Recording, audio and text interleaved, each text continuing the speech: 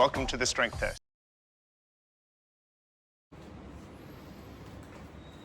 Hello, welcome to our channel. So आज हम बनाने वाले हैं शुद्ध भात। एक रील में देख रहा था सौरभ शुक्ला जी की। में आपका फेवरेट खाना क्या था? सिद्धो भात। ये क्या होता है? जो सिद्धो भात के बड़े सारे वर्जन्स होते हैं, बट सिद्धो भात जो होता है that's boiled rice, boiled potato and any boiled vegetables you can take. Put a lot of ghee on rice and potato, fried eggs अगर आप एग्स खाते हैं, और उसको पूरे को आप मैश करिए। अच्छा, सिद्धो भात की इंटरेस्टिंग चीज़ ये है कि it's like the Indian fast food. उस रील में उनका जो फेवरेट डिश था वो था शुद्ध भात। वो कह रहे थे कि फास्टिंग के टाइम पे अगर ये खाना खाए तो बहुत ही बेस्ट है, पेट के लिए अच्छा है, सिंपल है। अब मैं तो गुजराती हूँ, हमने तो टेस्ट नहीं किया है, तो मेरी वाइफ बंगाली है, तो उनको आज इच्छा हो गया कि एक शुद्ध भात खाया जाए। इंस्टामार्ट से मैंने ऑर्डर किया ये जो है गोविंदो भोग राइस, जो कि कुछ ऐसा दिखता है। इट्स लाइक थोड़ा सा छोटे छोटे राइस है। Excuse me. अब हम इसको थोरोली वॉश कर लेते हैं। Martha, would you go bake a cake or something, or go wash the dishes, but leave us alone. We've got problems.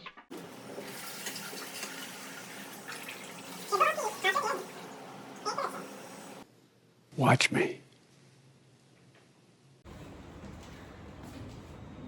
अब क्या है, वो जनरली उसके घर पे सिर्फ सिद्धो भात, मतलब जो राइस है गोविंदो वो राइस जो है वो सिर्फ उसी का बनता है, बट उसमें से थोड़ा सा इम्प्रोवाइजेशन करके दाल का भी थोड़ा यूज कर लेते हैं। तो हमने ये वाली दाल ली है, देखते हैं।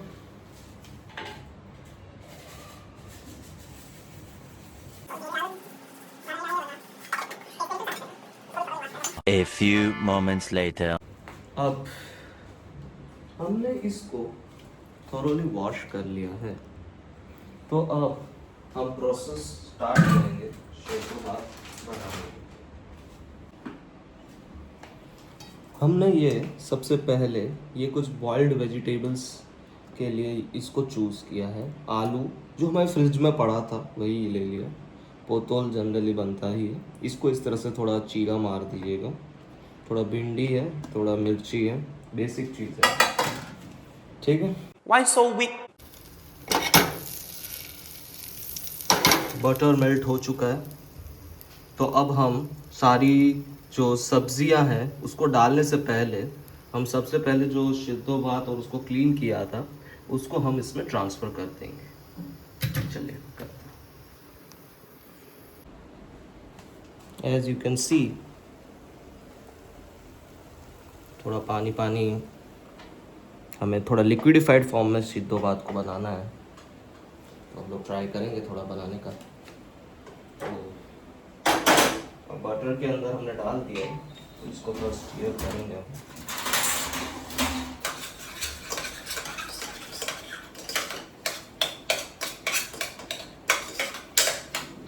इसको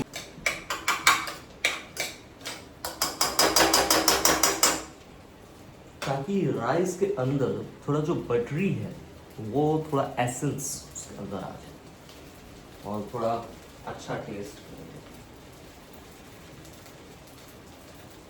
अब इसके अंदर हम सारे जो वेजिटेबल्स जो हमने लिए हैं उन सारे वेजिटेबल्स को हम इसके अंदर ट्रांसफ़र करना है। चलिए हम ट्रांसफ़र करते हैं। Transferring it.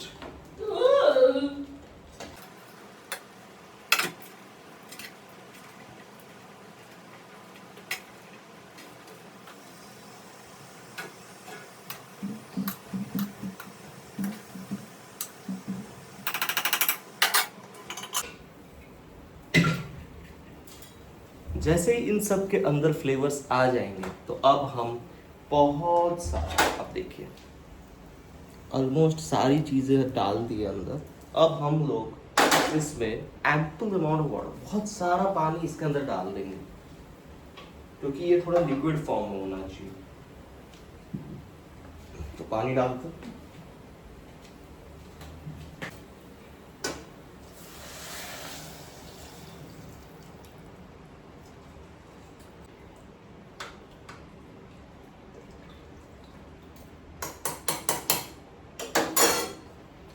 बिहार में चोखा भात भी बनाते हैं घी के साथ, उसका भी एक काफी अलग ही बढ़िया टेस्ट आ जाता है। तो अभी के लिए तो हम यही बना रहे हैं। थोड़ा सा नमक डालेंगे, हल्का सा नमक डालना है ना। हाँ, नमक तो डालना ही है।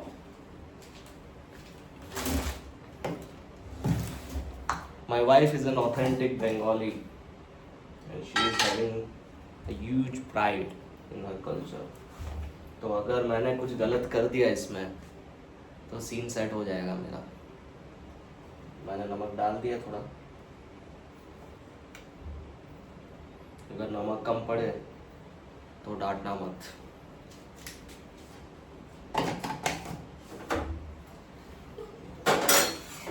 हम कुकर को बंद करते हैं और भगवान से प्रे करते हैं कि ठीक बन जाए, वरना आज नीचे सोना पड़ेगा। Emotional damage. चलो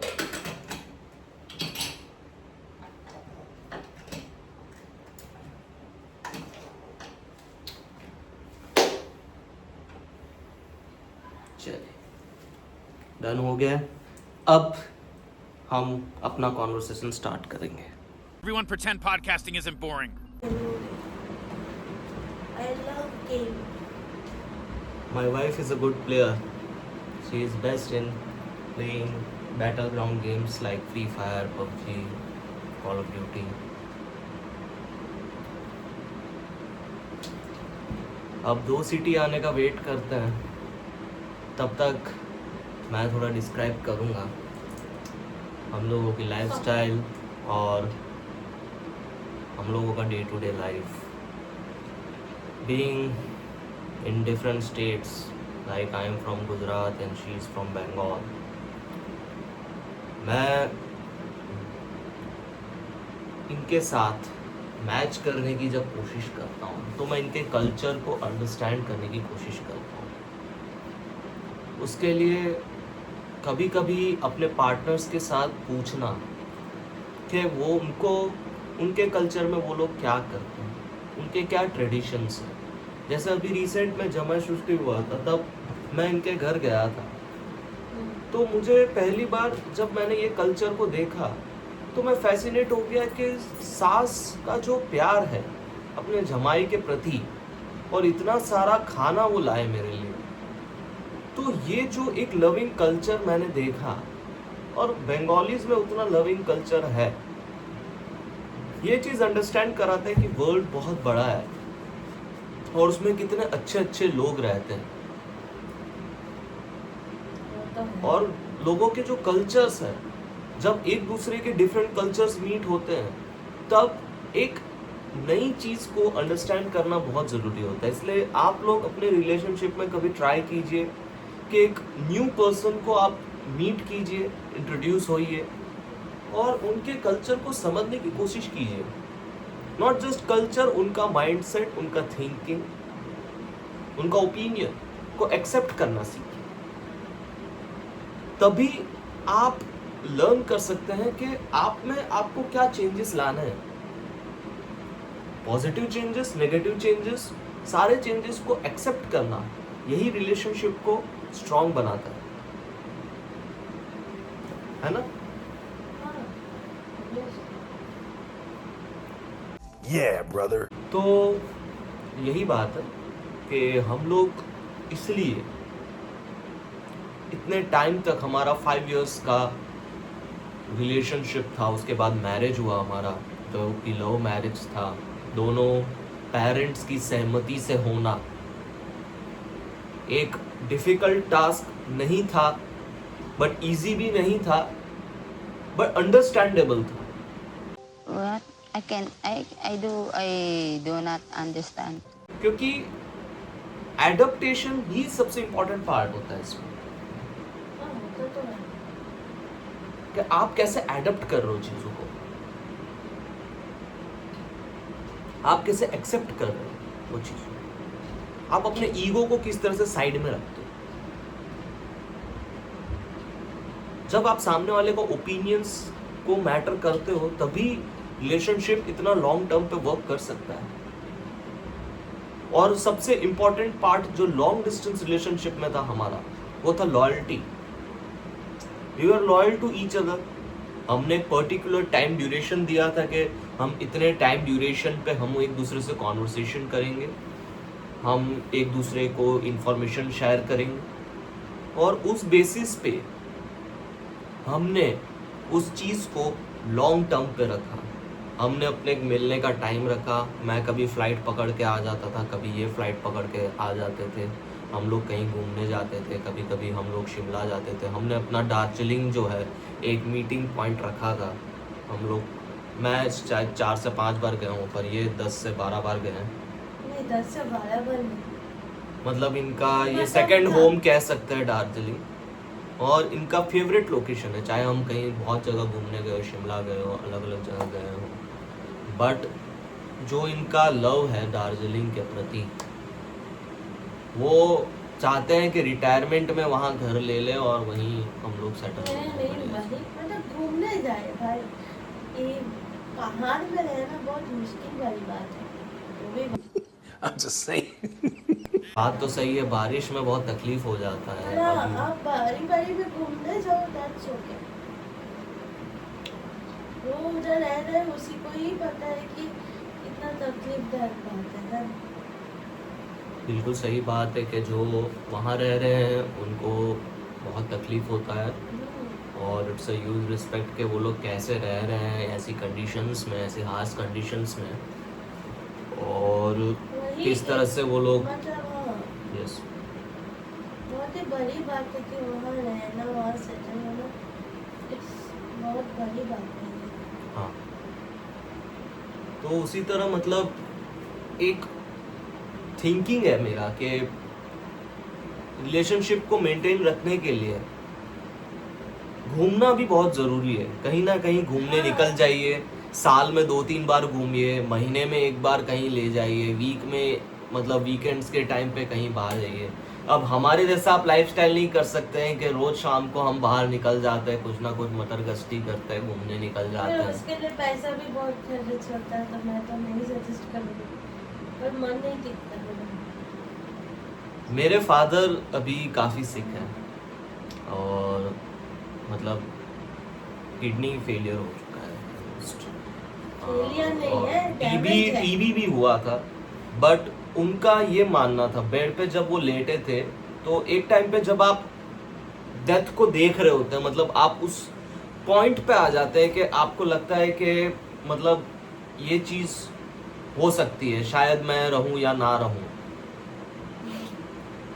उस ड्यूरेशन पे उन्होंने मुझे एक ही बात कही थी कि जहां घूमना है वहां जाओ, पैसा आ जाएगा बाद में, कमा लोगे पैसा। पैसा कमा लोगे। हाँ, माना बहुत डिफिकल्ट है, मेरी भी फट जाती है हम दोनों एक्चुअली जॉब कर रहे हैं, लेकिन होता ये है कि चलिए कहीं बजट फ्रेंडली, कहीं आप अगर बजट सेट करके जाए, टेबल बना के जाए कि इतना हम सेट करेंगे, इतना ये करेंगे, तो एब्सोल्युटली आप वो चीज़ को आप एकदम परफेक्ट ढंग से ट्रैवल कर सकते हो। ज़रूरी नहीं कि आपको एक्सपेंसिव होटल्स में रहना है, लाइफस्टाइल करना है, आपको एकदम एक्सपेंसिव चीज़ों को लेना है। नहीं, you can experience even budget friendly भी वही पहाड़ देखने वाला है, और जो एक्सपेंसिव ट्रिप करके वो वहाँ जा रहा है वो भी वही पहाड़ देखने वाला है। पहाड़ तो बदलने नहीं वाला है। Yes, correct. There you go. जो फ्लाइट में जा रहा है वो एक्सपेंसिव होगा ना भाई, उसको आप ट्रेन में भी जा सकते हो। कभी कभी हम लोग ट्रेन प्रेफर करते हैं। ट्रेन का एक अलग मजा है कि आप खिड़कियों में देखते देखते जा सकते हो आराम से, और हर जगह ट्रैवल कर सकते हो आप। ट्रेन एक ऐसा है कि इंडिया में हर जगह पे इंटरकनेक्टेड है। वो तो है ही है। चलो पैराशूटिंग करेंगे। तो माना कि चलिए मनी प्रॉब्लम्स तो सबको है ही, लेकिन एक्सपीरियंस करना वो जगह को, जब आप पहुंचोगे थक हार के, चलिए 1 दिन का ट्रैवल हो गया, 2 दिन का हो गया ट्रेन से, चलिए कुछ बस से ले लिया, आप थक गए, लेकिन आप जब 1 घंटे का रेस्ट करने के बाद जब आप होटल से बाहर निकलोगे और जब आप पहाड़ों को देखोगे, जब आप कोई व्यू को देखोगे, तो आपका थकान आराम से ऑटोमेटिकली निकल जाएगा और आप वो जगह को एक्सपीरियंस कर पाओगे। वही सबसे ब्लिसफुल चीज होती है। वो चीज हम लोगों को बहुत अच्छी लगती है। हम थक जाते हैं कभी कभी, इतना ट्रैवल करके होता है कि कभी कभी उसका थकान हो जाता है, लेकिन पर उम्र भी एक फैक्टर होता है। उम्र से निकल लो, नहीं तो लाइफ नहीं देख पाओगे। एज, एक टाइम पे आप जॉब कर रहे हैं, चलिए आपको इंक्रीमेंट भी मिल रहा है, आपको प्रमोशंस मिल रहे हैं, बहुत सही, 9 to 5 हो रहा है, रिटायरमेंट के टाइम पे आपको बहुत अच्छा मतलब स्टैंडिंग ओवेशन मिल जाएगा, सब मिल जाएगा। फिर आप जब बेड पे होंगे, आप लेटे होंगे, आप सोच रहे होंगे कि मैंने इतनी जगह ट्रैवल नहीं की जितना मुझे करना चाहिए था, नए लोगों से मिलना चाहिए था, ये करना चाहिए था। The pain of regret is very important here. चलिए 2 सिटी हो गया है, अब हम देखते हैं कि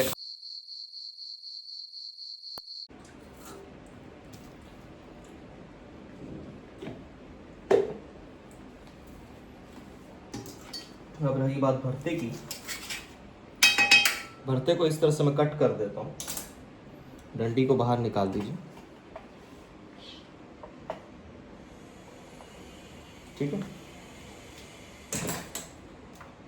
इसका पीलिंग करना पड़ेगा। अब ऑलमोस्ट सारी चीजें डन।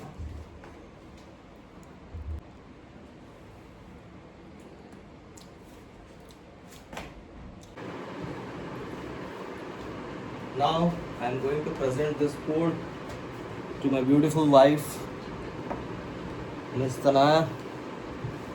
Pure authentic Bengali.